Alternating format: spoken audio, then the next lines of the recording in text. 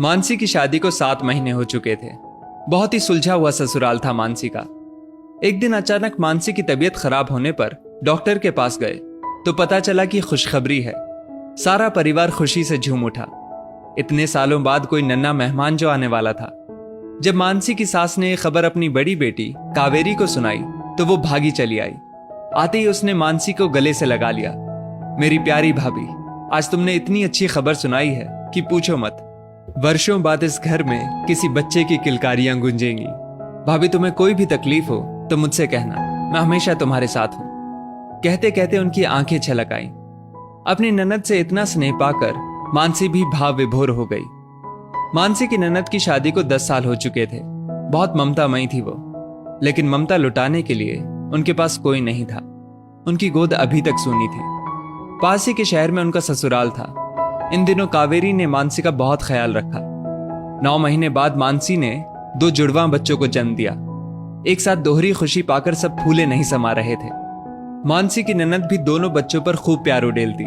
दोनों का नाम भी कावेरी ने ही रखा, रजत और शुभम।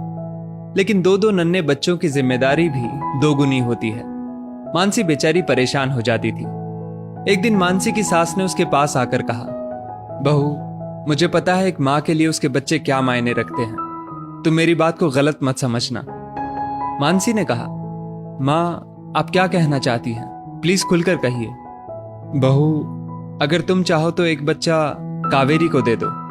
उसकी गोद भी भर जाएगी और दोनों बच्चे भी अच्छे से पल जाएंगे। सास ने हिचकिचाते हुए कहा। मानसी को समझ नहीं आ रहा था कि वो क्या जवाब दे।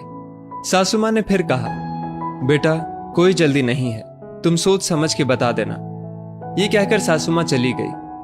मानसी का दिल बहुत बेचैन था। उसने रात को अपने पति से इस बात का जिक्र किया तो उसके पति ने कहा, मानसी, बड़ी दीदी ने मुझे अपने बच्चे की तरह ही पाला है, लेकिन मैं तुम पर कोई दबाव नहीं डालना चाहता। यह फैसला पूरी तरह से तुम्हारा होगा। आखिर एक बच्चे पर सबसे ज्यादा हक माँ का ही होता है। सारी रात मानसी की आंखों में नींद नहीं थी। वो इसी बारे में सोचती रही। आखिरकार उसने एक फैसला ले ही लिया। सुबह उसने कावेरी को फोन किया, दीदी, क्या आप यहां आ सकती हैं? हाँ, लेकिन क्या बात है? दोनों बच्चे तो ठीक है ना? कावेरी ने घबराते हुए कहा। हाँ दीदी, सब ठीक है, बस आप आ जाइए, मानसी ने कहा। कावेरी के आने के बाद मानसी ने उनकी गोद में शुभम को डालते हुए कहा, दीदी, आज से ये आपका बेटा है। कावेरी को विश्वास ही नहीं हो रहा था। उसकी आंखों से अश्रुधारा बह उठी। वो मानसी से लिपट गई और बोली, भाभी, आज तुमने एक बांझ को मां बना दिया। तुम्हारा ये एहसान मैं कभी नहीं भूलूंगी। दीदी, शायद आपके लिए ही भगवान ने मुझे 2 बच्चे दिए हैं। आप इसकी यशोदा मां बनेंगी ना? इस दृश्य को देखकर सभी की आंखें नम हो गई। सब कुछ हंसी खुशी चल रहा था। 3 साल होने को आ गए थे। कावेरी अक्सर शुभम को लेकर मायके आ जाया करती थी, लेकिन किस्मत को शायद कुछ और ही मंजूर था। रजत की तबीयत एक दिन अचानक बिगड़ गई। काफी इलाज कराने पर भी कोई सुधार नहीं आ रहा था। जिस तरह मुट्ठी से रेत फिसलती है, उसी तरह रजत भी उनके हाथों से निकल गया। खुशी की जगह अब घर में मातम का माहौल था। मानसी की तो जैसे दुनिया ही उजड़ गई। इस दुख की घड़ी में कावेरी अक्सर मानसी के पास आती, लेकिन अब वो शुभम को साथ नहीं लाती थी। मानसी की नजरें शुभम को ढूंढती रहती। एक दिन मानसी ने पूछ लिया, दीदी, शुभम नहीं आया आपके साथ? वो आज उसका ट्यूशन था, कावेरी ने कहा। लेकिन आज तो संडे है ना, मानसी ने कहा। यह सुनकर कावेरी सकपका गई, जैसे उसकी चोरी पकड़ी गई हो। मानसी ने बहुत सरलता से कहा, दीदी, आप घबराइए मत।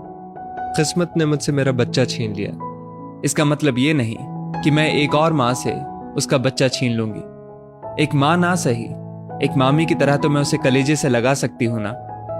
मानसी की बात सुनकर कावेरी फपक कर रो पड़ी। मुझे माफ कर दो भाभी, मैं स्वार्थी हो गई थी।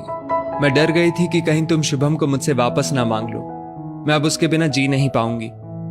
नहीं दीदी, शुभम हमेशा आपका ही बेटा रहेगा, मानसी ने सांत्वना देते हुए कहा।